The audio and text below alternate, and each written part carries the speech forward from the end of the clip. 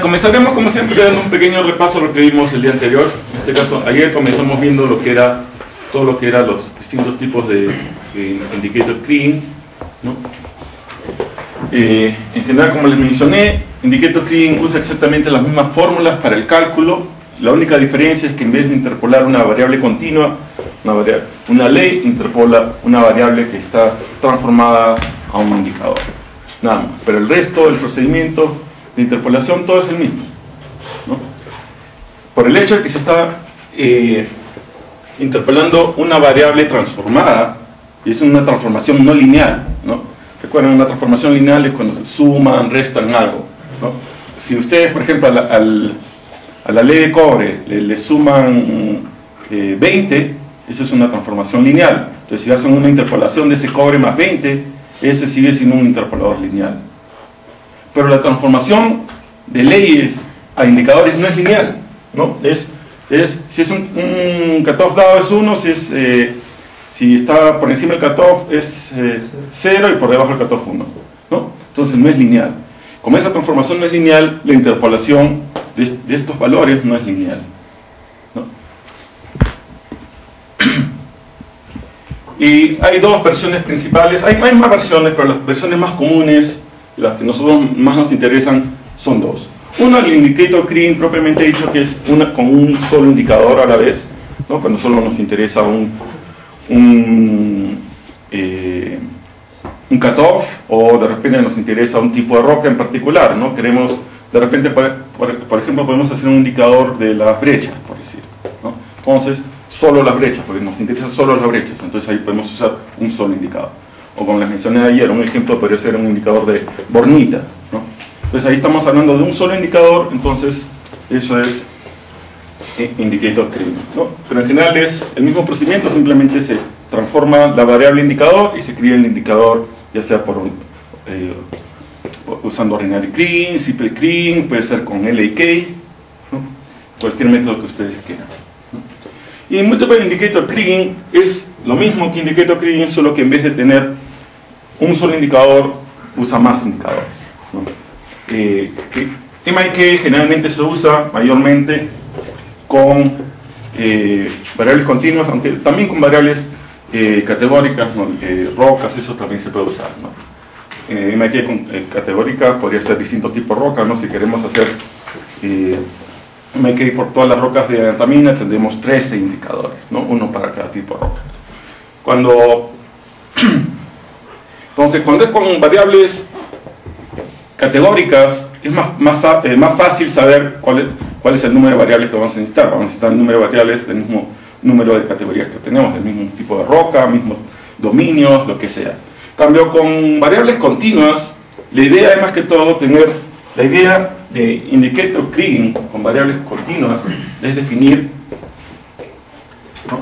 Cuando definimos un indicador, ¿no? Definimos un cutoff, y eso nos va a dar qué proporción de ese cutoff o qué proporción de muestras está por debajo de ese cutoff, ¿no? Ese es el significado de un indicador. Indicadores en general para variables continuas, ¿no? Como hemos definido unos, si es menor o igual y 0 mayor, sumamos todos los unos, corresponden a todas las muestras que son menores o iguales que ese indicador. Si sumamos todos esos unos y los dividimos entre el número total de muestras, eso nos da la proporción de unos entre el número total de muestras, la proporción de muestras por debajo del cutoff, ¿no? Ese es el significado de indicador. Cuando estamos hablando de variables categóricas, ¿no? Esta es frecuencia, esta es ley. Cuando estamos hablando de variables categóricas es parecido. El cutoff nos indica cuál es la proporción de ese tipo de roca, por hablar de un tipo de variable categórica, de ese tipo de roca en el total, ¿no? Entonces el valor que vamos a obtener de ese indicador es el promedio del indicador, es la proporción de ese tipo de roca en el total. Cuando estamos hablando de indicadores continuos, en variables continuas, un indicador específico nos indica cuál es la frecuencia, cuál es la proporción de muestras dentro del total que está por debajo o igual a ese cutoff. Como podemos hacer eso, si tenemos indicadores a cutoff sucesivos, podemos calcular, por ejemplo, a un menor cutoff, como el cutoff es menor, la proporción va a ser menor. No, es imposible tener más muestras a un menor cutoff que a un mayor cutoff, ¿no? Entonces, si vamos a tener a otro cutoff, un cutoff mayor, la proporción va a ser mayor. Nos da una proporción en frecuencias acumuladas, ¿no? Porque nos da todas las muestras por debajo de ese cutoff. Entonces incluye todo por debajo es acumulado, ¿no? Entonces podemos nosotros, usando los indicadores, generar una curva, no sé si tenemos más, una curva de frecuencias acumuladas, que después nosotros podemos hacer nuestra curva, que debe llegar a 100, ¿no? A 100 al tope. Entonces, eso en general, cuando nosotros estamos calculando nuestros indicadores para la población global, estas proporciones deben de coincidir con las proporciones que nosotros calculemos en la curva de frecuencias ley usando nuestros datos directamente. Si no, hay algo que está mal, ¿no? Si calculamos que por decir una ley de 0.2 de cobre, tenemos 10% de las muestras en frecuencia acumulada, usando el indicador, si vamos a nuestra curva de frecuencia acumulada que hemos calculado directamente en nuestras leyes, debe coincidir exactamente ese valor, ¿no? Si no, hay algo mal, porque nuestro indicador ha sido transformado directamente en nuestras leyes, ¿no? Entonces, esta curva de frecuencia acumulada que ustedes pueden generar en función de sus indicadores debe ser exactamente la misma que la que ustedes obtengan de sus leyes, ¿no? Aquí estoy hablando todavía de los indicadores de los compósitos, ¿no? Todavía no hemos criado nada, es simplemente, ustedes calculan el indicador en sus compósitos para un cutoff dado, calculan una proporción dada, y así, van calculando las frecuencias acumuladas y pueden hacer, es una curva que les debe salir exactamente igual a la curva de frecuencias acumuladas de sus leyes directamente, ¿no? Entonces, esta capacidad que tienen los indicadores de generar curvas de frecuencias acumuladas es lo que es el atractivo del MIK. En el MIK, al igual que podemos hacer esto con los compósitos para toda la población global, podemos calcular para cada bloque algo similar. Interpolamos cada uno de estos indicadores para cada bloque. Entonces, si tenemos 10 indicadores, vamos a tener que interpolar los 10 indicadores en cada bloque, van a tener 10 valores, y vamos a calcular estas proporciones en cada bloque, ¿no? Obviamente la proporción para cada bloque individual no va a ser igual a la proporción global, ¿no? Va a variar, ¿no? Algunos bloques van a tener leyes menores, entonces la curva va a ser más pegada a los valores bajos. Algunos van a tener valores más altos, entonces van a tener la curva más pegada a los valores altos, ¿no? Vamos a obtener no vamos a obtener las curvas directamente, sino vamos a obtener los valores y nosotros podemos generar la curva, al igual que aquí uniendo los puntos genera una curva, igual, en cada uno de los bloques no vamos a tener la curva, sino simplemente los puntos, nosotros uniendo los puntos podemos generar la curva, ¿no?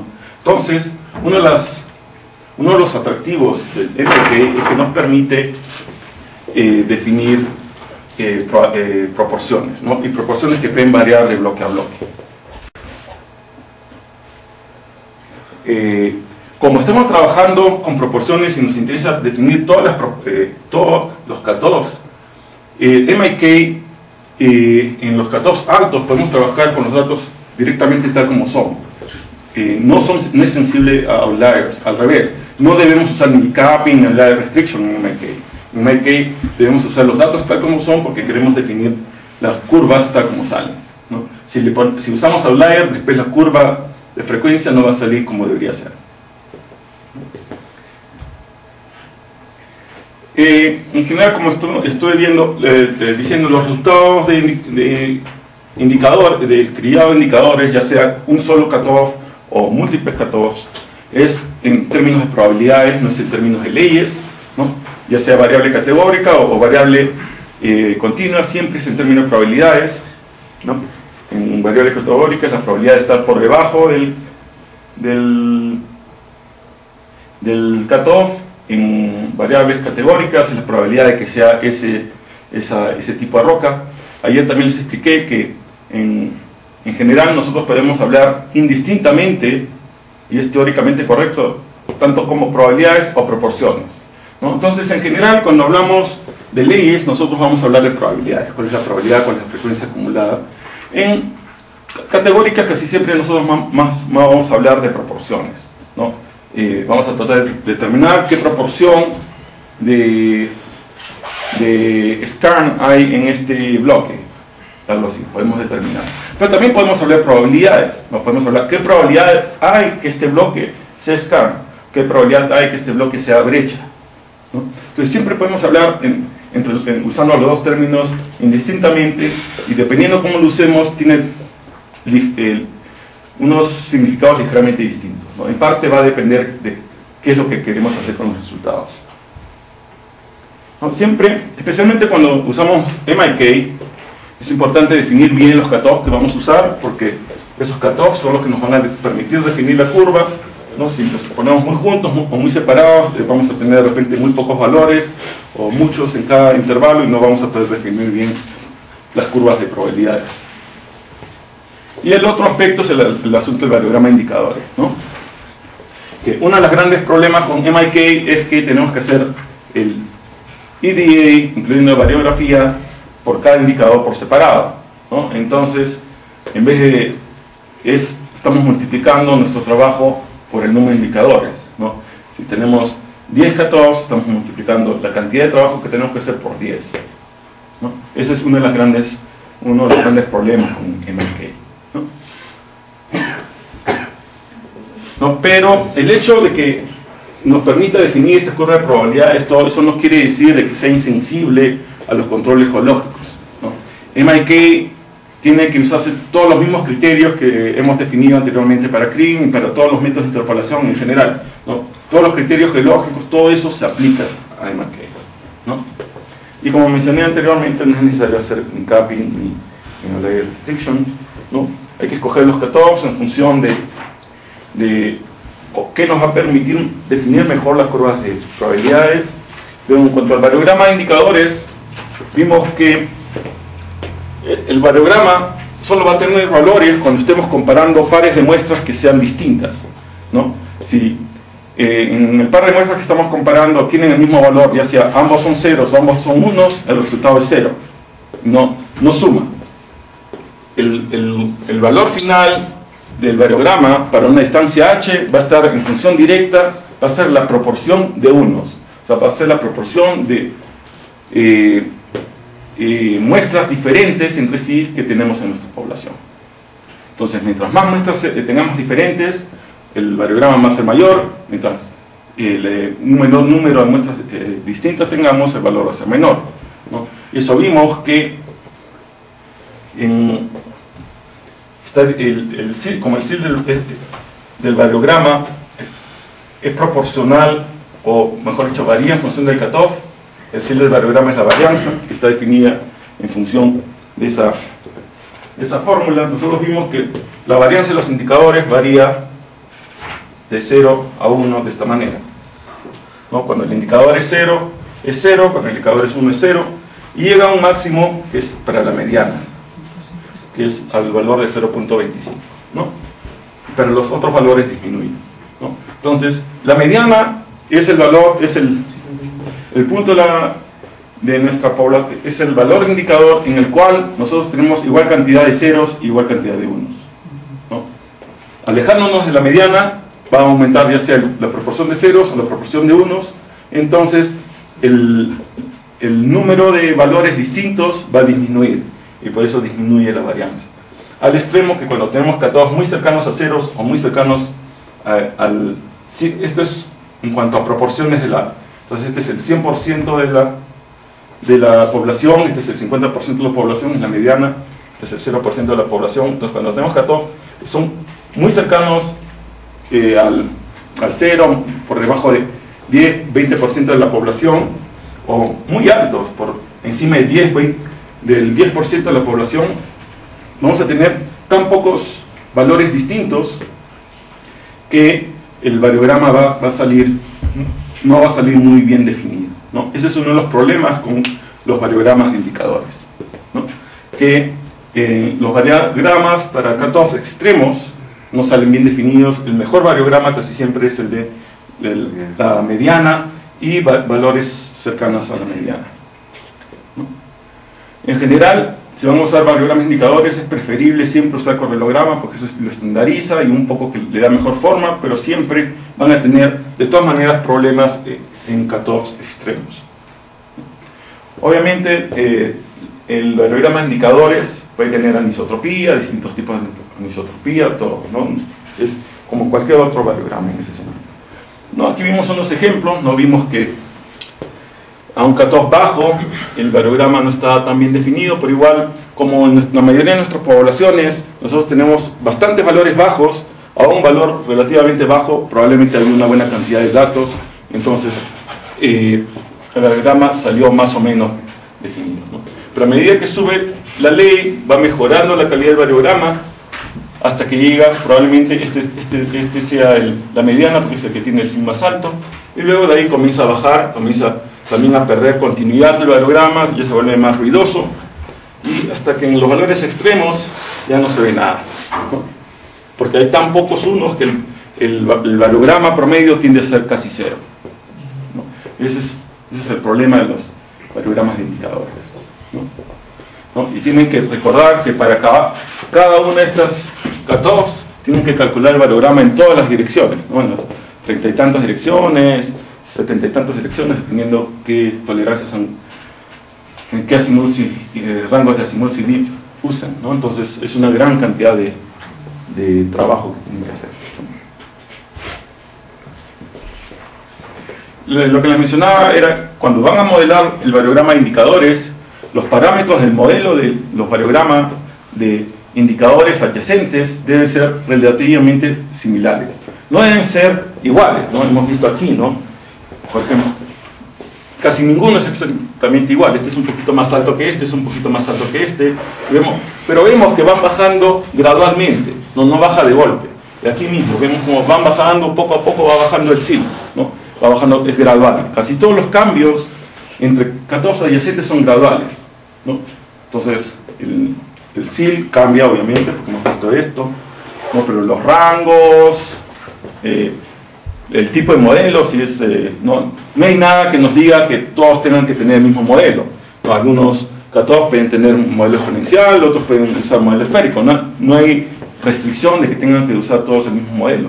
Pero en general, la variación entre cutoff y cutoff, de un cutoff al siguiente, debe ser gradacional, ¿no? Si este es exponencial, este más o menos puede ser algo exponencial de repente también, y así de repente van cambiando a esférico, y así poco a poco, ¿no? O los rangos van cambiando gradacionalmente, ¿no? No debe ser cambios muy...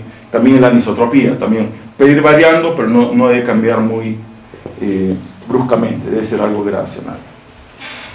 En general, la estrategia de búsqueda que se usa en todos los tipos de indicator Kriging, ya sea un solo indicador o indicadores múltiples, usan los mismos criterios que usamos para ordinary Kriging, ¿no? Usamos un cierto número de muestras, mínimo, máximo, número de muestras por taladro, todos los mismos criterios. Lo vamos a criar en pasos, ¿no? Primero un primer paso para las muestras más cercanas, un segundo paso un poco más lejos. Vamos a usar en general siempre los mismos criterios que usamos para ordinary Kriging o simple Kriging, porque al final nosotros estamos aplicando ordinary Kriging o simple Kriging a nuestros indicadores, ¿no?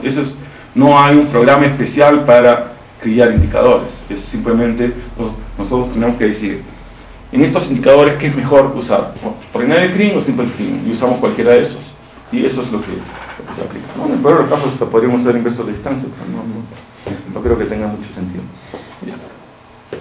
Entonces, después, antes de pasar, ¿alguna pregunta con respecto a lo que era el criado de indicadores? Que es algo que probablemente van, especialmente indicadores simples, ¿no? un solo cutoff, eso probable que algunos de ustedes vayan a tener que usar.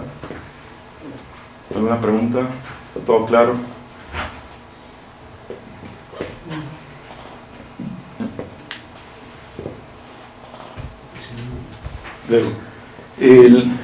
Lo siguiente que vimos fue más o menos tener una idea de mencionar los principales métodos y en qué casos se usan, ¿no? Aquí creo que no, yo no llegué a mencionar, no me acuerdo, creo que no llegué a mencionar NN, ¿no? O sí lo mencioné. No, creo que no llegué a mencionar. NN, en general poligonal y seccional, debemos en lo posible nunca usarlos, ¿no? A menos que uses el poligonal como una especie de NN, ¿no? Pero en general NN es más fácil de codificar. Entonces, si ya tienes tu modelo de bloques, es más fácil usar NN, ¿no? El NN en general nosotros lo usamos como una especie de lo que se llama en inglés benchmark, algo con qué comparar, ¿no? En cierta manera, la interpretación teórica del NN es simplemente, el NN no es un modelo de bloques en sí, porque el NN, como usamos una muestra por bloque, no está en soporte de bloque, está en soporte de compósito. Entonces el NN en verdad es simplemente un archivo o unos datos de compósitos que han sido declustereados, ¿no? Se les ha asignado un peso, que es en este caso el número de bloques que ha creado cada compósito, ese es el peso para ese compósito, y se les ha aplicado un compósito que es en función de la distribución espacial de los compósitos, donde están compósitos más cercanos entre sí, ¿no? Y cada compósito va a codificar menos bloques, donde los compósitos están más lejos, el compósito va a codificar más bloques, ¿no? Entonces, es básicamente el NN un archivo de compósitos declustereados, ¿no? Y nosotros lo vamos a usar para comparar, ¿no? Eso vamos a ver ahora más tarde, que vamos a usar el NN como una especie de comparación independiente para chequear los resultados de nuestra interpolación, ¿no? Y en general ese es el objetivo por el cual nosotros hacemos el NN. Simplemente como un chequeo, no es un modelo que vamos a usar de por sí para obtener recursos o algo por el estilo. Es más que todo simplemente un chequeo independiente a nuestro modelo. Paso sólido no, ¿cierto? Depende. Ahí dice paso 1. En general, yo creo que paso 1 debería ser más adecuado, porque lo que se ha visto, ¿no?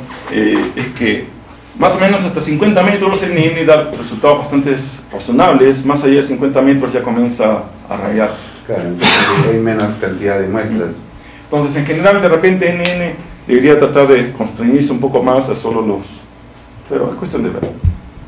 Eso ya introduciría problemas, porque ya estamos, de repente tendríamos diferentes cantidades de bloques para NN que para el criado, entonces lo vuelve un poco más difícil. Pero bueno. Luego, entonces, los modelos más comunes con los cuales vamos a estar trabajando, no necesariamente aquí en Altamira, pero en general, uno es el inverso de la distancia, que como les mencioné ayer, si nosotros lo calibramos bien, ¿no? Usando la variografía, nuestro criterio geológico, usamos cuadrantes o octantes para limitar el efecto del clustering, el inverso de la distancia nos debe dar resultados bastante decentes, ¿no? Y en general es un método que nosotros recomendamos para cuando no hay muchos datos para definir bien un variograma, ¿no? Entonces, si el variograma no es muy bueno, hemos visto la calidad del kriging depende de la calidad del variograma. Si el modelo no es bueno, entonces kriging no nos va a dar resultados tan óptimos. Y en general, aunque usando kriging con variograma malo de repente nos va a dar resultados similares a los de inverso de la distancia, una de las ventajas de usar inverso de la distancia es psicológico, ¿no? Si alguien ve alguien especialmente que está acostumbrado a hacer todo con kriging, ve un modelo que está hecho con inverso de la distancia, ya comienza a pensar, ¿por qué? ¿No? Y si ven ¿por qué han usado inverso de la distancia? ¿Por qué no han usado kriging? Y ahí se pone a ver, hay pocas muestras, el variograma está malo, ya tiene sentido.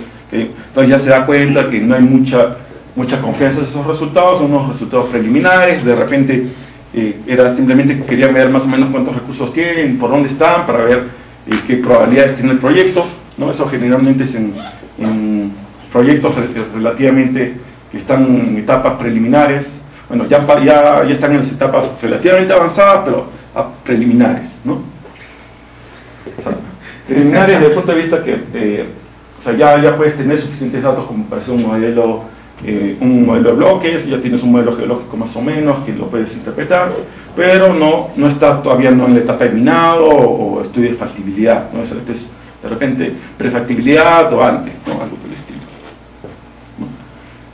Entonces, inverso a la distancia es un método que siempre tiene usos. Es por eso que, por ejemplo, en MindSight está ahí codificado, ¿no? En general, si ustedes tienen idea de la anisotropía de su depósito, deben de hacer uso de ello tanto en el elipsoide de búsqueda como también usar la opción que les mencioné ayer, que es la de usar la distancia anisotrópica, ¿no? Eso les va a ayudar a obtener una mejor anisotropía, algo que es la única manera de hacerlo en inverso a la distancia. En cambio, en Kriging, el variograma nos ayuda a tomar control de eso. En Simple Kriging, en general, tiene dos usos principales. El uso más común es cuando estamos en un dominio que es prácticamente casi estacionario o estacionario, ¿no? Donde eso generalmente uno lo ve, que la variable varía muy poco en el espacio, tiene variaciones locales que es de esperarse, pero que en general la media es casi constante sobre todo el dominio, ¿no? Eso se caracteriza en general con CVs bastante bajos, menores de 5, a veces mejor menores de 2, menores de 1, punto 2, punto 1, ¿no? Hay efectos de outliers. Esto en general lo vimos que se aplicaba en antamina en especial para lo que era densidad, ¿no? Ese es uno de los usos, y ese es el uso más común que se puede decir que hay. El otro uso es, como les mencioné ayer, sacarle la vuelta a cómo funciona el Simple Kriging, y es hacer uso de la propiedad que tiene de que cuando hay pocos datos le da más peso a la media, ¿no? Entonces, en las zonas donde no tenemos muchos datos, Ordinary Kriging nos puede dar muchos blowouts. Entonces, en esas zonas es preferible usar Simple Kriging, porque si nosotros lo forzamos a que se vaya a la media y sea una media global, o mejor, que lo que nosotros hacemos una media localmente calculada, nos va a dar unos resultados más razonables, ¿no? Entonces, por eso que nosotros usamos Simple Kriging en el paso 3, ¿no?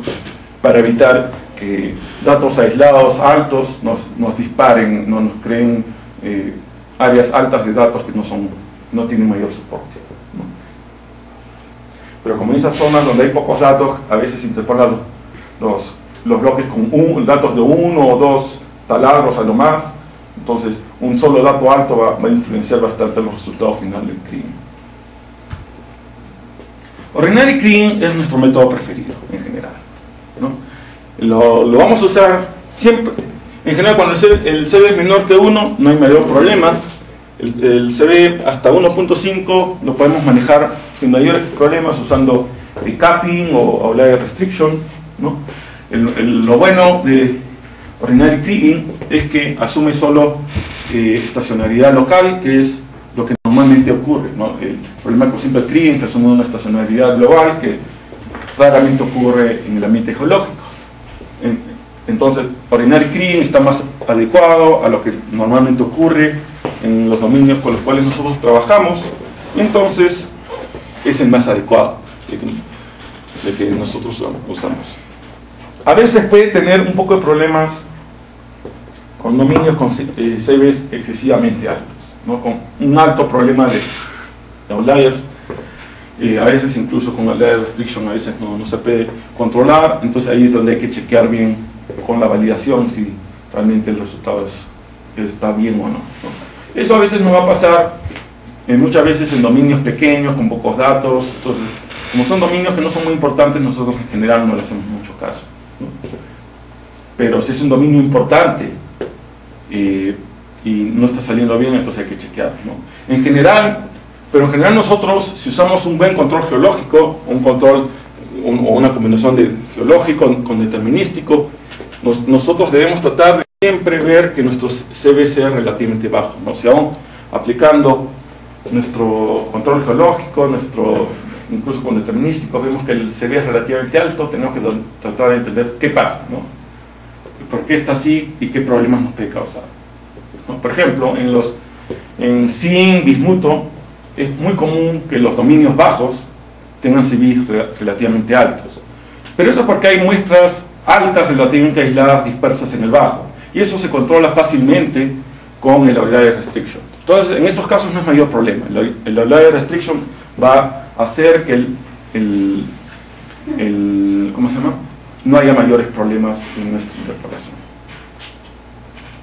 Solo si vemos que aún en un dominio que es más o menos importante, que debería estar bien definido, nuestra salida se ve demasiado alto, entonces tenemos que ver si es que de repente hemos usado el criterio geológico apropiado, hemos subdividido como deberíamos subdividir, ¿no? Entonces siempre eso es algo que debemos chequear en el EDA, ¿no? No debemos llegar hasta acá para recién darnos cuenta de eso, ¿no? Para eso hacemos el EDA. El EDA es un poco para confirmar cómo hemos subdividido nuestra población, ¿no? Y una de las cosas que debemos chequear siempre es el ICD. El ejercicio también a la hora que hacemos, ¿no? No, este sería, claro. Muchos saltos en el bajo o en el medio. Sí, en el bajo. En el medio también hay que chequear, ¿no? Y ver, de repente, si es que vale la pena, bueno, si de repente vale la pena modificar a veces en función del EDA, puede ser que ustedes descubran, no, de repente vale la pena modificar el determinístico. En este contacto estamos agarrando muchos saltos, que eso está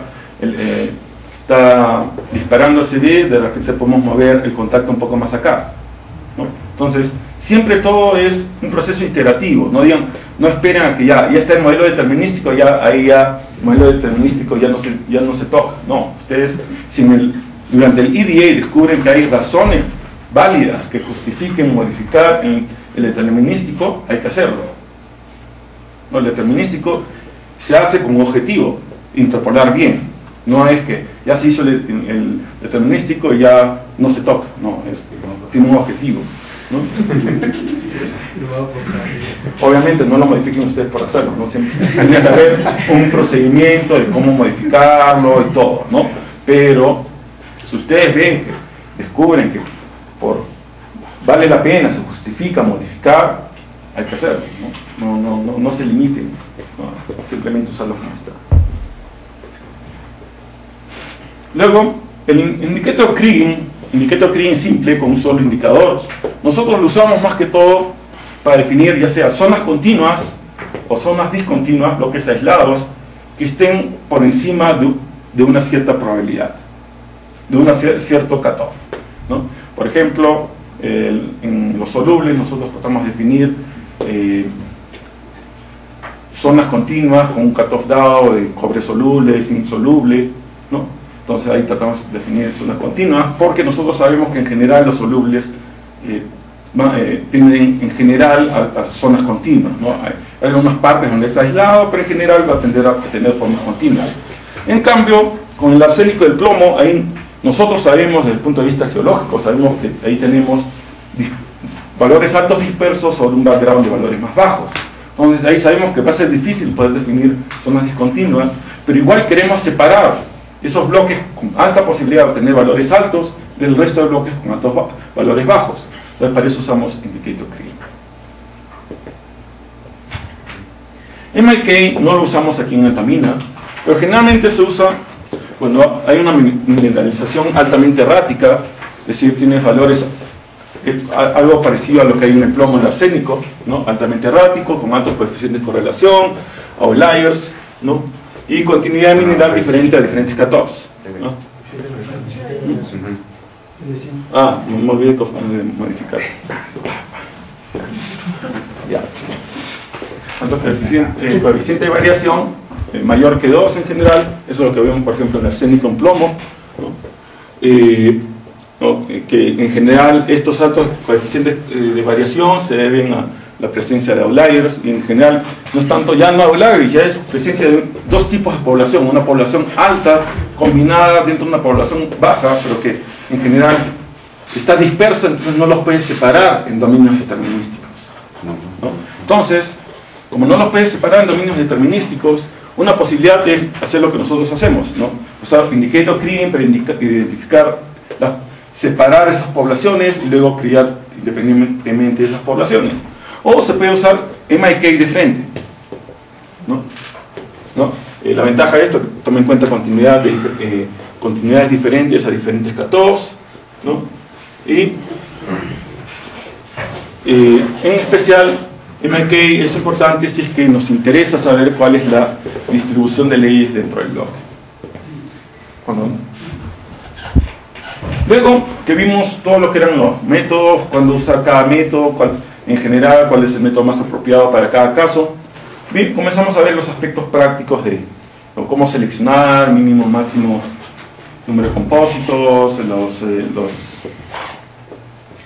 los rangos, todo esto, ¿no? Primero comenzamos con el mínimo o máximo número de compósitos. En general, el máximo número de compósitos va a estar definido al final por Herco, ¿no? Nosotros vamos a poner un número dado para comenzar. Vamos a decir, ya en el modelo anterior usaron 8, comenzaremos con 8 para ver qué pasa, ¿no? Interpolas, haces el Herco, ves, si estás, comparas y ahí te dice, no, voy a necesitar un número mayor de compósitos, un número menor, lo modificas, vuelves a correr, vuelves a hacer la validación, ahora viste, no, lo subí mucho, lo bajé mucho, lo modifico así unas 5 veces, ya, salió bien, mínimo, ¿no? Entonces, en general, el máximo va a estar definido por la validación, ¿no?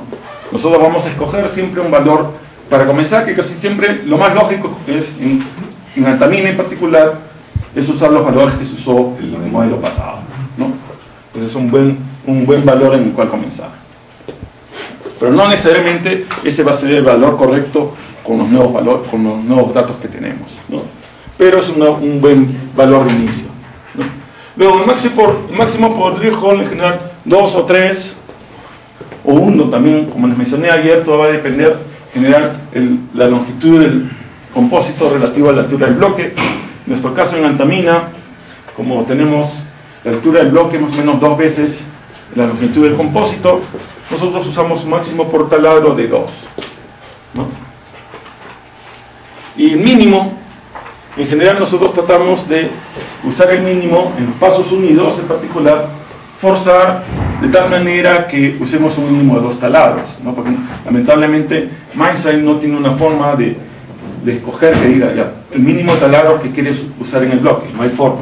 La única forma es haciendo esto, que el mínimo es igual al máximo por taladro más 1. Si nuestro máximo por taladro es 2, el mínimo debe ser 3, ¿no? De esa forma estamos forzando que use un mínimo de 2 taladros. A veces va a usar un mínimo de 3, pero por lo menos estamos usando un mínimo de 2, ¿no? Eso más que todo para los pasos 1 y 2. En las áreas de pocos datos, que es el paso 3, ahí en general la idea ya no es tanto interpolar bien, sino más que todo llenar la mayor cantidad de bloques posibles.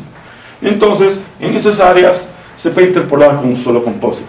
Ahí no hay mayor problema porque ya se sabe que lo que es paso 3 es relleno, son bloques interpolados con poca información, con alta incertidumbre en los datos, ¿no? Los datos son bien lejos del bloque, pocos datos a veces, entonces no hay mucho problema si solo interpolamos con un solo dato. Es solo para tener una idea de qué posibles valores puede haber en el bloque, más que saber exactamente qué valores hay. Cuando el elipsoide de búsqueda, como les dije anteriormente, en inverso a la distancia es crítico que nuestro elipsoide de búsqueda refleje la anisotropía del depósito, ¿no? Porque es la única forma en que nosotros en inverso a la distancia vamos a poder imponer anisotropía en los resultados.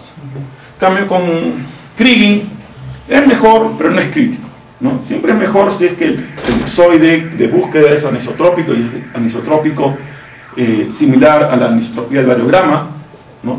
Pero no es estrictamente necesario que sea igual. Especialmente como nosotros usamos pasos, generalmente en el primer paso casi siempre vamos a usar unos rangos que son menores al rango final del variograma, ¿no? Entonces, no hay problema, o sea, no tenemos que estarnos enfocando que siempre el rango del elipsoide de búsqueda sea igual al variograma, ¿no? Cuando usamos en pasos, de repente el último paso, ahí sí queremos que vaya hasta el rango del variograma, pero los primeros pasos los vamos a enfocar más desde el punto de vista del espaciamiento de nuestros datos, más que el variograma, ¿no? Y le podemos dar una especie de anisotropía similar a la del variograma, pero no tiene que ser exactamente igual, ¿no? No es tan crítico porque el variograma va a tomar en cuenta la anisotropía en los datos y le va a aplicar los pesos en función del variograma, ¿no? Entonces no es tan crítico, ¿no? El uso de octantes y cuadrantes inverso a la distancia es crítico porque, especialmente cuando tiene bastantes datos, porque inverso a la distancia no puede tomar en cuenta el clustering de los datos. En Kriging, en general, es más importante cuando hay una gran cantidad de datos en tu mayoría de bloques. Y eso es, en general, cuando es un modelo de control, ¿no? En el modelo de largo plazo va a haber algunos bloques con bastantes datos, pero la mayoría no. Entonces, como la mayoría no va a haber ese problema, en general, nosotros ignoramos el asunto de octantes y cuadrantes. solo en modelos, ¿no?, como los de Ore Control, en los cuales la mayoría de nuestros bloques va a tener una gran cantidad de datos, ahí sí puede tener sentido usar octantes y cuadrantes para evitar estar agarrando todos los datos de un solo sitio, ¿no? Pero en general nosotros, el modelo de largo plazo, no usamos ni octantes ni cuadrantes. Luego, ayer vimos cómo se usa el debug ellipsoid, ¿no?, que es una herramienta muy útil, ¿no?, para en general chequear que hayamos definido nuestro elipsoide de búsqueda como debería ser, y segundo, especialmente cuando nos ha salido un valor raro en un bloque, nosotros queremos chequear que ese valor haya sido propiamente calculado, ¿no? Nosotros podemos, ¿no?, el debug ellipsoid nos permite obtener para un bloque dado, usando los parámetros de Kriging que hemos usado para interpolar ese bloque, cuáles son los compósitos que capturó para interpolar ese bloque, qué valores tenía, qué pesos le asignó. Ustedes pueden ver, usando los valores de los compósitos y los pesos, pueden calcular cuál es la ley del bloque, y pueden comparar si está bien calculado, si no está mal calculado. Entonces ustedes pueden ver qué compósitos son, de qué tipo de material. Eso no lo ven directamente, sino si ponen el archivo de Dilhorst, lo sobreponen al elipsoide de búsqueda, ustedes pueden hacer clic en los distintos compósitos y chequear que haya seleccionado compósitos del material de fierro, por ejemplo. Puede darse también en densidad. En densidad no tanto, porque los valores casi todos son bien parecidos, ¿no? Entonces no hay tanto efecto de que una muestra mucho más grande que el resto, que puede causar que el peso se vuelva, que el valor final del bloque sea negativo, ¿no? Luego, como ya les mencioné, nosotros en general vamos a interpolar en pasos. La idea en general, ¿no?, aquí estoy hablando en términos genéricos, no de entamina. Nosotros vamos a comenzar siempre, vamos a hacer casi siempre 2 o 3 pasos, ¿no? El primer paso siempre es con rangos pequeños de alrededor de 2 o 3 veces el espaciamiento promedio de nuestros taladros, ¿no? Y luego, para el siguiente paso, aumentamos en un 50% o un 100%, ¿no? Si el primer paso es 50 metros, el segundo paso puede ser o 75 o 100 metros, ¿no? Y el siguiente puede ser, no, si es 100 metros, el siguiente puede ser 200, 150, ustedes ven de acuerdo cuál es la distancia. Y a veces también va a depender un poco de probar, ¿no? Ustedes prueban, de repente el paso 3 solo con 100 metros, lo corren, ven que hay demasiados bloques que no han sido interpolados. Entonces, no, yo quiero interpolar un mejor número de bloques, incremento. En nuestro caso ya está seteado casi todo esto, entonces no es tan importante. Pero si estuvieran ustedes comenzando un nuevo proyecto, siempre estos son los criterios que uno usa para seleccionar los rangos para los pasos. Paso 3 puede ser más que el vergara, entonces. Sí. Bueno, el paso 3 es más que todo de relleno, ¿no? Es más que todo para tener una idea de cómo están las leyes distribuidas en el espacio alrededor del depósito y ver si es que hay alguna zona de un posible interés que de repente valdría la pena perforar más, ¿no? Ese tipo de cosas. Y tener una idea de cómo está variando la ley, por ejemplo, en profundidad, ¿no? Hacia abajo no tenemos mucha información, casi todos los bloques en los bancos más profundos, casi todo es paso 3, ¿no? Pero igual es bueno tener una idea para tener más o menos ver qué posibilidades hay de que varíen, cómo varían las leyes, ¿no? Entonces, por eso que usamos el paso 3, pero sabemos que tiene poca certidumbre en los datos, ¿no? Hay bastante posible bastante error en esos datos, ¿no? Entonces, en general, ¿no?, de que se usan un número menor de muestras, el resultado en el bloque, no en bloques individuales, sino en todos los bloques va a haber una mayor variabilidad de datos. Entonces, si usamos más muestras, vamos a causar lo que se llama smoothing, ¿no? La mayoría de los bloques, especialmente bloques adyacentes, van a tener leyes muy parecidas y ese es el suavizado, ¿no? Pero si usamos menos muestras, la precisión baja, ¿no? Entonces, en general, a nosotros eso no nos concierne mucho, porque nosotros, para largo plazo, no estamos interesados en los valores de bloques individuales, nos interesa el modelo en un conjunto, ¿no? Entonces, nos interesa más obtener bien la variabilidad para que cuando se hace el planeamiento a largo plazo haya una variabilidad que sea más o menos representativa de la variabilidad que después se va a encontrar. Entonces, nos importa más esto que la precisión. O sea que tenemos que aumentar nuestro número de muestras. No, disminuir. Si disminuye el número de muestras, aumenta la variabilidad y disminuye la precisión. A menor muestras, más variabilidad, menos precisión. A más muestras, menos variabilidad, más smoothing, más... Eso es lo que queremos. Y no, nosotros nos interesa la variedad, más variabilidad. A nosotros no nos interesa mucho el smoothing. Por eso que usamos pocas muestras, usamos 6 o 8 como máximo en la mayoría de los casos, ¿no? Que un montón de gente ve eso, les da ataque, se caen al suelo. ¿No? Hay gente que usa 30, 40 muestras, ¿no? Entonces, tiene menos variabilidad con más muestras. sí, porque le dan demasiado énfasis al asunto de la precisión. Pero le dan suavizado y introducen otros problemas. Luego, la longitud del compósito también está, la variabilidad de los resultados se va a reflejar en función de la longitud del compósito. Compósito más chiquito, el resultado va a ser más variable, compósito más largo, el resultado va a ser menos variable, ¿no? Entonces, un poco viendo este asunto es que se decidió lo del compósito de 7.5, que más o menos era un término intermedio entre obtener una variabilidad correcta, que uno de 15 probablemente la variabilidad ya iba a ser muy pequeña, y iba a ser ya demasiado suavizado, ¿no? Iba a asumir una selectividad muy poca, menor de la que realmente se va a tratar de obtener en antamina. Entonces, y compósitos ya más pequeños, por decir de 5 metros, ya también iba a asumir una variabilidad ya demasiado más alta de lo que realmente se va porque la variabilidad en general nosotros lo vamos a correlacionar con el asunto de la selectividad en el minado, ¿no?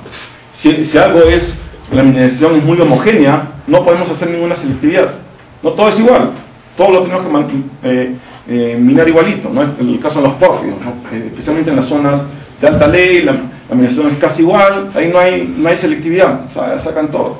En cambio en antamina no, en la mina hay una gran variabilidad. Entonces, pero por el tamaño de la operación, no hay una selectividad igual que un depósito de 5.000 toneladas al día, ¿no? Es una combinación entre un punto intermedio entre la selectividad pura de un depósito pequeño y la falta de selectividad de un pórfido, por ejemplo. Estamos en un término intermedio. Por eso que se está usando unos compósitos que son un término intermedio también. Cuando se hizo había primero, antes, bloques de 20, ¿no? El año pasado se hizo por 10. Ese es en horizontal, 20 por 20. Aquí me estoy refiriendo a pero eso no, para yo tener mayor selectividad, ¿no también interviene el tamaño del bloque? El tamaño del bloque, como lo mencioné anteriormente, está definido por ingeniería. Ingeniería es el que va a definir al final qué nivel de selectividad vamos a tener. Y el nivel de selectividad va a estar definido por el equipo que usas. No, si usas una pala grande como la que se usa en antamina, no puedes tener una gran selectividad. Pero tú puedes controlar parcialmente esa selectividad. Es lo que se hace en antamina, ¿no? Con todas las banderitas y toda la nota, ¿no? Tratamos de controlar de que la selectividad más o menos se mantenga, ¿no? Porque hay grandes contrastes de ley, ¿no? Especialmente, por ejemplo, en el contacto del scan con la caliza, ¿no? Tratamos de que se agarre la menor cantidad de caliza posible. Siempre va a agarrar algo de caliza, es imposible con las palas que usamos, ¿no? Pero tratamos de minimizar eso, tratamos de ser lo más selectivos posibles, ¿no? En cambio, en zonas donde la ley es gradacional, que estás pasando de punto 5, punto 45, así, ya que agarres un poquito más, un poquito menos, no le hace, y ahí son menos selectivos, ¿no? Entonces, es por eso, antamina es un depósito en donde la selectividad es más o menos alta para el tamaño del depósito. Hay depósitos del tamaño de antamina donde la selectividad es mucho más baja, no se están preocupando tanto en el asunto de los contactos y esas cosas, ¿no? Y luego el otro aspecto es, con el asunto del elipsoide de búsqueda, es que nosotros vamos a tratar especialmente en las zonas que nos interesan, ¿no? En las zonas donde queremos tener buenos resultados, que el elipsoide de búsqueda no sea muy grande, porque si es muy grande vamos a estar incumpliendo la hipótesis de estacionariedad local, ¿no? Pues nosotros estamos asumiendo que dentro de ese elipsoide de búsqueda la media es constante, pero si el elipsoide de búsqueda es muy grande, por ejemplo en el paso 3 es grandote, pero ya no nos interesa mucho, entonces ya qué importa, ¿no? ¿no? Porque es de 300 por 300, 600 metros, es el elipsoide. Si te pones a ver el elipsoide ahí, es lo bueno del tipo de elipsoide, ¿no? Ahí ves realmente el tamaño del elipsoide que estás usando y te das cuenta. Claro, es más real. Claro, ¿no? Entonces, te das cuenta, es casi imposible en Antamina que en un elipsoide de ese tamaño haya estacionalidad local. Pero para el paso 3 nos interesa mucho, ¿no? Pero los pasos 1 y 2 queremos que el elipsoide no sea excesivamente grande, porque si no ya estamos incumpliendo la hipótesis de estacionalidad local. Luego vimos el asunto de la discretización. En general, en resumen, es que nosotros necesitamos un número mínimo para bloques en 3 dimensiones, un número mínimo de alrededor de 30 puntos. En Antamina nosotros para eso usamos 4x4x2. ¿No? Lo dividimos en 2 en la vertical porque es el número de compósitos que tenemos en promedio por la altura del banco, ¿no? Nosotros tenemos compósitos de 7.5, tenemos 2 compósitos por banco en altura, pues por eso que en la dirección Z usamos 2, en X y usamos 4x4. ¿No? Lo que se ve acá, aquí vemos que en un caso particular, como en este caso es covarianza, cómo va disminuyendo la covarianza y se va estabilizando a un valor dado de discretización, ¿no? Y la discretización obviamente va a depender de cada caso, ¿no? Entonces, nosotros nos interesa la discretización promedio, ¿no? Porque va a depender un poco la influencia. Este tipo de resultados va a depender en cuanto a la distancia de las muestras al bloque, ¿no? Entonces, es por eso que a nosotros nos interesa el valor promedio, que 4x4x2 hemos visto que más o menos nos da resultados razonables. Otro aspecto que no es tan crítico, pero que es bueno que ustedes sepan, es que si se interpola con un solo taladro, ¿no? Por ejemplo, están en las zonas laterales del depósito, y no le ponen un número máximo de muestras por taladro para interpolar, para llegar a por decir 9 muestras, como en este caso, se produce un efecto, lo que se llama un artefacto matemático, que es que si queremos usar estas 9 muestras para interpolar este punto, le va a dar un mayor peso, un peso excesivamente alto a estas muestras que al centro, cuando debería ser todo lo contrario, ¿no? Ustedes ven, esta muestra está más cerca, esta muestra debería tener un peso más alto, esta muestra está más lejos, debería tener un peso más bajo, debería ser al revés. No solo no hace eso, sino que le da es mucho más alto a los extremos, ¿no? Eso ocurre solo cuando se cumplen 2 condiciones. Una, que es un solo taladro para interpolar el punto que queremos interpolar. Y la otra condición es que se usan más de 2 muestras. Si tienes 2 muestras no pasa nada. Hasta 3 muestras no pasa nada, ¿sí? Si ya tienes 5, 7, 9 muestras, ahí es donde comienzas a ver este efecto. Y el otro efecto, este efecto es mucho más fuerte cuando la continuidad es más alta, ¿no? Si tienes un efecto de pepita bien bajo, un rango bien alto, este efecto va a ser más fuerte. Pero en general a nosotros esto no nos va a perjudicar, porque nosotros, como siempre, limitamos a un máximo de 2 taladros, 2 muestras por taladro. Esto nunca va a ocurrir, entonces es un problema del cual no nos debemos preocupar. Pero si ustedes van a otro proyecto, tengan cuidado, nunca vayan a usar un número excesivo de muestras por taladro, porque les puede causar este efecto que no es razonable. Luego, en cuanto al tamaño del bloque, ¿no?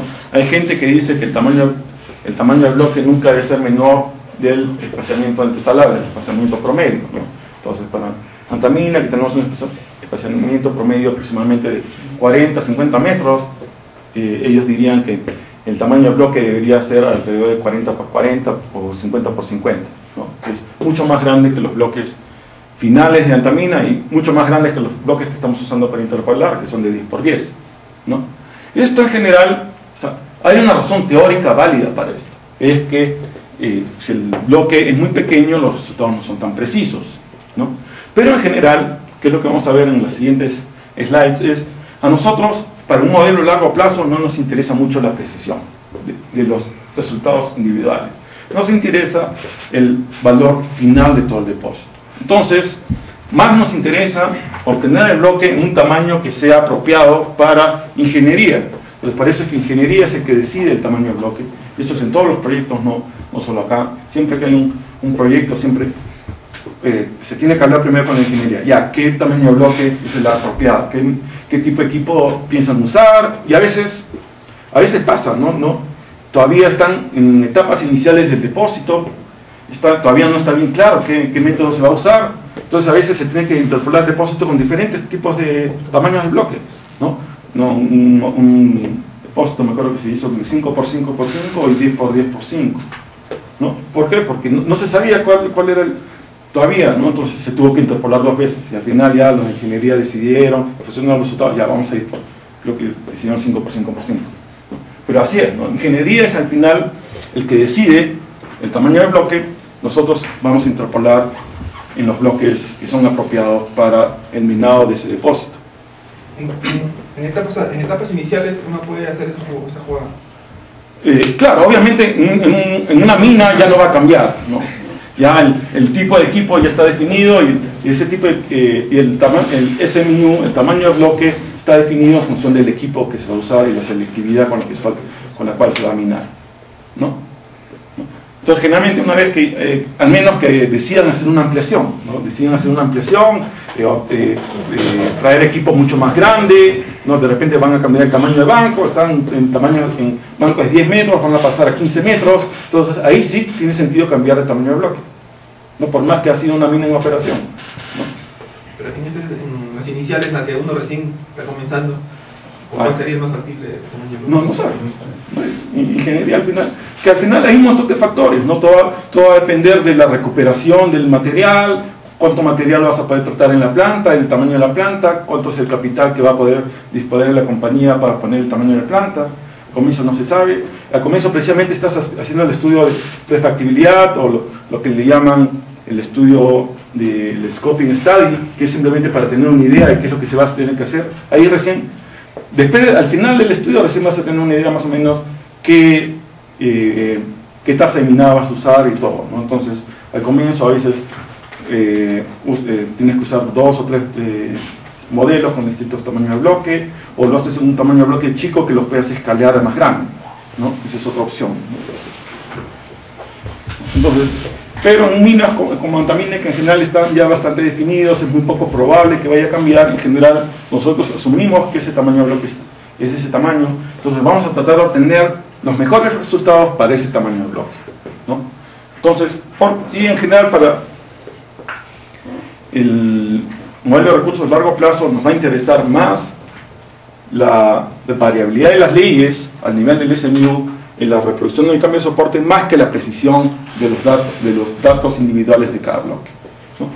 Por eso que decimos se sacrifica precisión por la variabilidad y también precisión por reproducción del cambio de soporte. Conditional bias es cuando la pendiente de la línea de regresión de la ley real versus la ley estimada es diferente de 1, ¿no? Esto causa que la ley global puede estar bien, sin sesgo, pero leyes aplicadas a distintos cutoffs van a ser distintas, ¿no? Va a haber subestimación a bajas leyes, sobreestimación a altas leyes o viceversa. Casi siempre el caso normal es subestimación a baja ley y sobreestimación a alta ley, ¿no? Una de las cosas es que conditional bias siempre ocurre cuando hacemos una combinación lineal de datos, ¿no? No es algo intrínseco solo de Kriging, ocurre con inverso a la distancia, con cualquiera de esos, ¿no? Y en general, conditional bias es más importante cuando tú vas a tratar de usar el bloque para seleccionar mineral de desmonte, es decir, en ore control, que en el largo plazo, que nos interesa más volúmenes relativamente largos. No estamos mirando bloques individuales, sino bloques, ¿no? A nivel de mes, trimestre, año, ¿no? Estamos viendo a volúmenes mucho más grandes, ¿no? Entonces, en general, en volúmenes grandes, estos errores se promedian. Entonces, en volúmenes grandes vamos a tener una relación parecida así, sin conditional bias, ¿no? Conditional bias va a estar más que todo al nivel del soporte de bloques individuales, pero cuando ya lo promediamos a bloques más grandes ya no hay problema. conditional bias se puede reducir incrementando el tamaño del bloque, incrementando el número de muestras. El tamaño del bloque, en particular en altamina, no es una opción, no lo podemos modificar. Incluso lo estamos achicando porque entonces peor. Y incrementando el número de muestras tampoco, no nos conviene porque eso va a incrementar el smoothing y puede incluso hasta causar si usamos un número de muestras excesivo, puede causar incluso un sesgo global, ¿no? Puede causar que la ley sea o demasiado alta o demasiado baja global, que eso sí no queremos que suceda. Entonces, en general, el criterio que nosotros usamos es que en largo plazo damos prioridad a reproducir las curvas de ley tonelaje correctamente, sacrificando un poco el conditional bias. ¿Por qué? Porque no es tan crítico a nivel de largo plazo valores individuales de los bloques. En cambio, en corto plazo, en OR control, ahí sí es crítico que los valores individuales de los bloques sean correctos y precisos. Ahí sí vamos a tratar de minimizar el conditional bias. Y eso lo vamos a ver un poco más tarde hoy día, qué herramientas tenemos para verificar eso y cómo hacer para corregirlo. Luego vimos que hay ciertas críticas que se hacen al kriging, ¿no? Uno que es muy suavizado, pero la suavización es implícita a todo método de interpolación lineal, no es algo intrínseco de kriging, ¿no? Y eso es algo que nosotros vamos a poder controlar en la validación. Los blowouts, eso también es lo mismo, no es algo propio solo de kriging, es propio de todos los modelos de interpolación lineal. Siempre que calcules un promedio ponderado entre muestras y una de esas muestras es mucho más grande que el resto, el promedio ponderado va a estar controlado por el valor más alto, ¿no? Al menos que el peso que le hayas asignado a ese valor alto sea mínimo, ¿no? En general va a estar controlado. Entonces cualquier método de interpolación lineal que calcule la ley en función de un promedio ponderado se va a poder ver afectado por los blowouts, por los valores extremos. Y la forma de controlarlo eso es bien sencilla, ¿no? Usando capping, habla de restriction, teniendo un buen criterio geológico en cómo definir nuestros dominios, ¿no? Usando la combinación de distintos tipos de dominios, ¿no? Gray shells, dominios determinísticos, con geológicos, ¿no? Hay muchas formas de controlar esto. Luego vimos varias cosas en cuanto a MindSight, ¿no? Cómo definir el big box, el episodio de búsqueda de una manera que no tengamos problemas, ¿no? Sabemos que el big box, la caja, tiene que ser siempre más grande que el episodio de búsqueda. Si el episodio de búsqueda corta a la caja manda siempre. Entonces cualquier compósito que esté dentro del episodio de búsqueda pero fuera de la caja no va a ser usado, ¿no? Luego vimos el asunto de los ejes del episodio de búsqueda en general, en particular que el eje Y siempre debe ser el mayor, ¿no? Si el eje Y no es el mayor, entonces pueden tener problemas. Y vimos el asunto de cómo se ponen las rotaciones. Y vimos lo del debug ellipsoid. Pero en general, el QACUS de interpolación, ¿no? Siempre hay que chequear que estemos usando el archivo de compósitos correcto, ¿no? En particular, nosotros siempre tenemos dos archivos de compósitos, el de 7.5 y el de 15. Hay que asegurarnos que estamos usando el archivo correcto para lo que estemos haciendo, el de 15 para NN, el de 7.5 para el resto, ¿no? Siempre hay que chequear, ¿no? Y si por algún motivo ustedes deciden crear varios archivos de compósito de 7.5, chequeen que siempre usen el archivo correcto. Entonces, esa es parte crítica del QACUC, ¿no? Luego, chequear que la codificación tanto de bloques y compósitos haya sido correcta y haya sido hecha, ¿no? Chequeen siempre ahí en la pantalla compósitos versus bloques para ver que hay un match entre el código que tiene el bloque y el código que tiene el compósito, especialmente compósitos dentro del bloque deben estar igualmente codificados, si no hay algo raro. Luego, una vez que ya han hecho todo su seteo, tienen que hacer su clean plan, ¿no? Ahí es donde ponen todos los rangos de búsqueda, vamos a ver un clean plan que no les enseñé. Ya han visto ustedes, pero de todas maneras no, ya lo borré. Sí, ya lo borré. Avanzar. No, ya lo borré. Dale, no. Hay que borrar eso del video. No, el clean plan tiene que checar que esté correcto, que el variograma sea correcto, que el variograma corresponda al dominio adecuado, ¿no? Que cada dominio esté bien definido, que el clean plan incluya todos los dominios, que no se les haya pasado algún dominio, que estén dejando un dominio sin interpolar, ¿no? Clean plan es crítico que esté bien hecho, ¿no? Porque una vez que ustedes hacen su clean plan, después van a usar ese clean plan para setear directamente eso en Mindset, ¿no? Ya sea poniéndolo en Mindset o creando ese archivito pero entonces cualquier error en el clean plan se va a pasar hacia su interpolación, ¿no?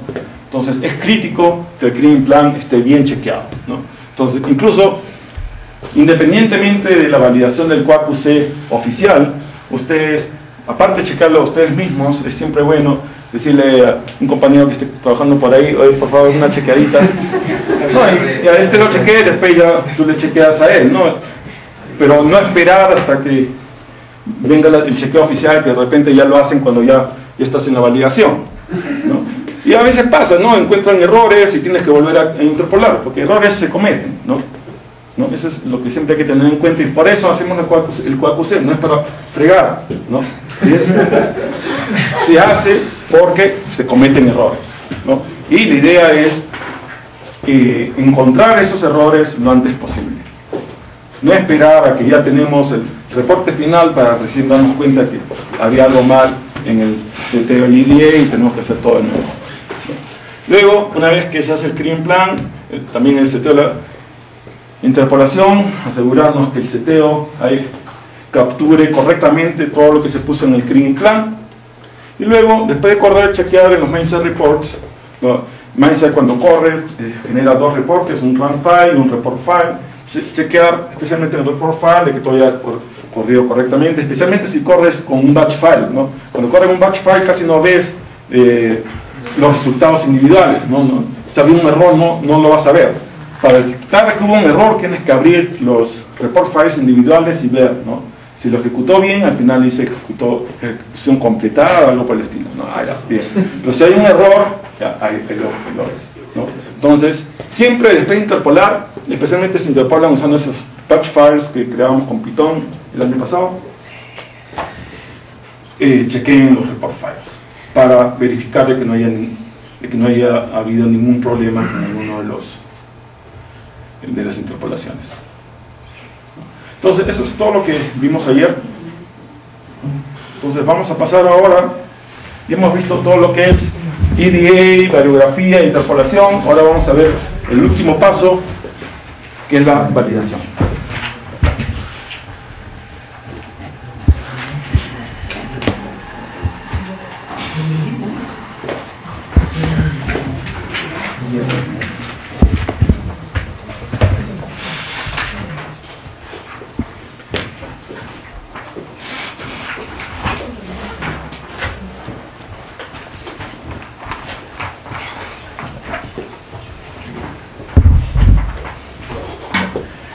La validación es crítica. Un modelo no está terminado mientras no esté validado, ¿no? O sea, el hecho de que ya interpolaron, ahí no termina el asunto. Como vamos a ver, la validación, la interpolación son procesos iterativos. Muchas veces, al momento de hacer la validación, van a identificar cosas que no van a ver, tengo que modificar esto, si hago esto va a salir mejor. No necesariamente errores, pero cosas en las cuales pueden hacer mejor el modelo, ¿no? Entonces, la validación les va a permitir identificar posibles modificaciones y en general, algunas de esas modificaciones de repente son tan mínimas que ustedes pueden decir simplemente, ya vamos a poner esto en el reporte para futuros modelos, mejor hacer esto. Si no es crítico, eso es válido. Pero, si es algo crítico, algo que es necesario hacer, ¿no? Ya sea porque es un error, no descubrieron que le está saliendo un sesgo global en las leyes, ¿no? por decir, o que los source plots están mal, los control plots están mal, entonces ahí tienen que volver a correr. Y el proceso de interpolación y validación son procesos iterativos. Hacen la interpolación, validan, ven, ya tengo que modificar esto, lo modifican, vuelven a correr la interpolación, vuelven a hacer la validación y así sucesivamente hasta que obtienen un modelo que está validado correctamente, que tiene un nivel de calidad aceptable, y ahí ya termina el asunto. Hasta que lo ve Harry y ahí comienza de nuevo. Si ustedes hacen correctamente la validación, no debe haber mayores problemas, a veces es cuestión de criterio, lamentablemente. Ustedes pueden pensar que está bien, viene Harry y dice, no, crap, tiene que ser distinto. Bueno, lamentablemente Harry es al final el que tiene la última palabra, pero en general ustedes, no porque ya Harry lo va a ver, ya mejor que lo vea y ustedes no hagan nada. No, ustedes primero hagan la validación y ustedes mismos chequeen. Si ustedes haciendo los chequeos ustedes mismos ven errores, cosas que deben de modificar, ¿para qué le van a enseñar eso a Harry? ¿Para qué le van a enseñar a otra persona que va a estar encargada de chequear? No sé si sea Harry, de repente va a haber otra persona que vaya a ser el encargado de dar el chequeo final. Siempre hay una persona que da el chequeo final a cada modelo, ¿no? Es una persona distinta a la que hizo el modelo, ¿no? Entonces, ¿para qué enseñarle a esa persona si ustedes ya detectaron el error? Ustedes corríjanlo primero, vuelvan a correr, ¿no? Obviamente, no, apenas detecten un error, no vayan a correr y modificar. Primero detecten todos los posibles errores que puedan haber, hagan toda la validación, ¿no? Porque de repente hay más de un error, ¿no? Entonces, en vez de estar corriendo varias veces la interpolación, ustedes pueden detectar todos los errores, modificarlos todos y volver a correr todo una sola vez. También se van modificando uno por uno, cada vez detectan algo, vuelven a correr y así van a estar hasta el fin de los días, ¿no? Entonces, por eso es bueno siempre la validación, primero hacer una validación completa, chequear todos los posibles errores que haya y los errores que han identificado, corregirlos y volver a correr y volver a hacer la validación, así hasta que esté ya razonablemente bien, y ahí ya lo pueden enseñar a la persona que hace el chequeo final para que esa persona ya les diga ya si es que hay que hacer alguna modificación más o ya está bien, ¿no? Pero no vayan a presentarle a esa persona, no sé, a veces lo que le molesta un poco a Harry cuando le llevan las cosas sin que ustedes mismos no lo hayan visto, ¿no? Él detecta errores que ustedes ni sabían que habían, que ustedes debieron haber detectado, que eran errores obvios, ¿no? Entonces, lo primero es siempre ustedes deben de chequear. Ustedes ya tienen, supuestamente después de este curso, ustedes ya van a tener la capacidad de, haciendo soft plots, haciendo el HERCO, de ustedes detectar errores, especialmente errores garrafales, ¿no? Hay algunos detallitos que a veces a Harry le gusta distinto que a otro, ya esos son detallitos, ¿no? Eso no hay, pero errores garrafales, eso sí ustedes deben ser capaces de identificarlos, y si ustedes los identifican, ustedes deben de corregirlos por sí mismos, sin necesidad de que nadie les diga que los tengan que corregir, ¿no? Esa es la idea. Ustedes deben tener la capacidad de evaluar la calidad de su modelo, y si ustedes ven que ese modelo no tiene la calidad suficiente, ustedes tienen toda la autoridad de tomar la decisión de volverlo a modificar, volverlo a correr. Para eso están ustedes corriendo el modelo.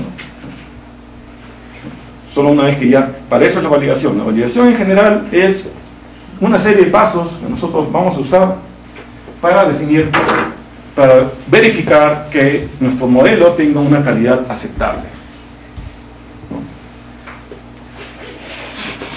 Una definición, esto estuve buscando, es la única definición que encontré por ahí, de ¿qué es validación? ¿Cuál es la definición teórica de validación? ¿No? En general se considera que un modelo es validado si es que no tiene errores detectables y es internamente consistente, ¿no? En general, gran parte de la validación nos vamos a enfocar al primer punto, que no tiene errores detectables, ¿no? Y eso lo vamos a hacer en general en comparación a un modelo independiente, y ahí es donde entra el asunto del NN, ¿no? El NN nos va a servir como lo que se llama en inglés un benchmark para comparar, ¿no? Las estadísticas globales de NN deben ser similares a las estadísticas globales del modelo interpolado. Las estadísticas locales, no de bloques individuales, pero sí de bloques relativamente grandes, lo que se hace en el soft plot, también deben ser iguales.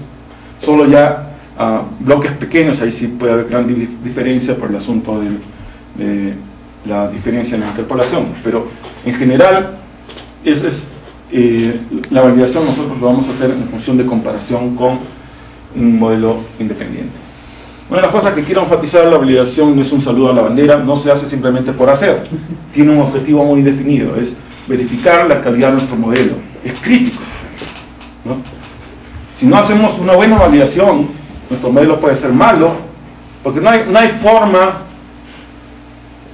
independiente a priori de definir cuáles son el número correcto de muestras para usar para interpolación, los rangos de búsqueda. No hay forma a priori. La única forma es con la validación. La validación es lo único que nos va a definir si especialmente los criterios que hemos usado en el seteo del CRIM son correctos o no. O también, por ejemplo, el SFH. Nosotros estamos asumiendo, yo creo que aquí va a ser un contacto suave, pero la verdadera respuesta que nos va a dar si es que realmente debió ser suave o no es la validación. La validación nos va a decir, ese contacto está bien. Asumiste suave y salió suave, muy bien, perfecto. Pero a veces asumes duro y no debió haber sido duro, debió haber sido firme, o viceversa. Asumiste firme, debió haber sido duro. La validación es lo que nos va a decir, realmente así debe ser. No hay forma a priori. A veces es obvio, aquí debe ser suave. Lo haces y nada que ver, ¿no? Ya tienes que modificar. Porque así es, así pasa, ¿no? Entonces la validación es muy importante, ¿no? Y es un proceso iterativo, ¿no? Haces la validación, si es que hay algún error, lo modificas, vuelves a correr, de nuevo tienes que hacer toda la validación y así sucesivamente.